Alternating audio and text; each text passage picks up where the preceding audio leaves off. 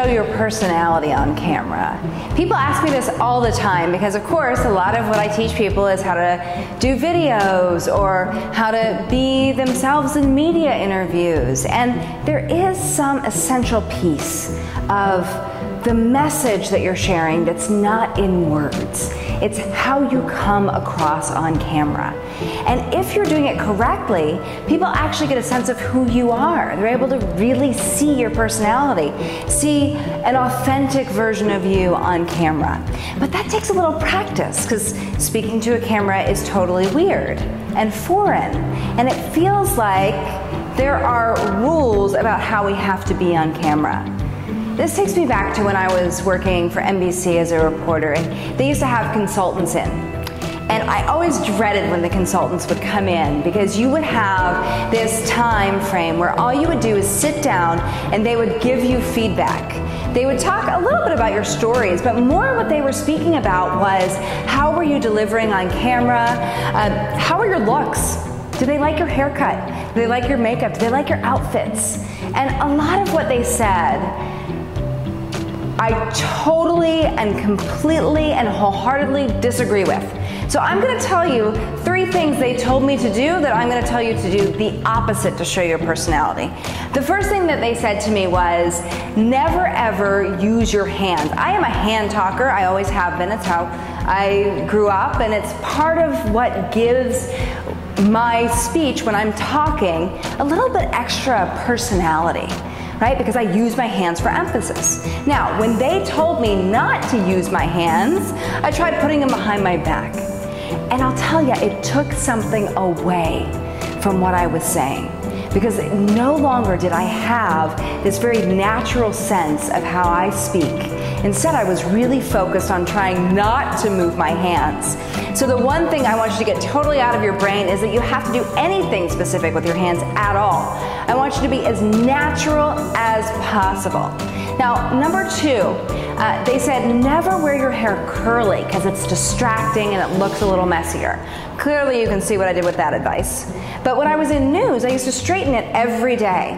And it brought about this idea of there was a way I was supposed to look. And I just want to touch on that. Because the more authentic you are with how you look on camera, the more a sense of your personality people will get. So instead of focusing on what you should look like or that there's a right way to look on camera, I want you to focus on how do I normally look when I'm meeting with a client? What do I normally do to get ready when I'm going to a networking event? And screw the rest. Don't worry about it. If you have curly hair, wear your hair curly. If you like wearing pink lipstick, wear pink lipstick. Whatever it is, I want you to get comfortable with breaking rules if they're there and not focusing on how you should look. The third one was, they used to tell me, don't wear any jewelry that's distracting. Now, obviously from my necklace today, you can tell I did not take that seriously either.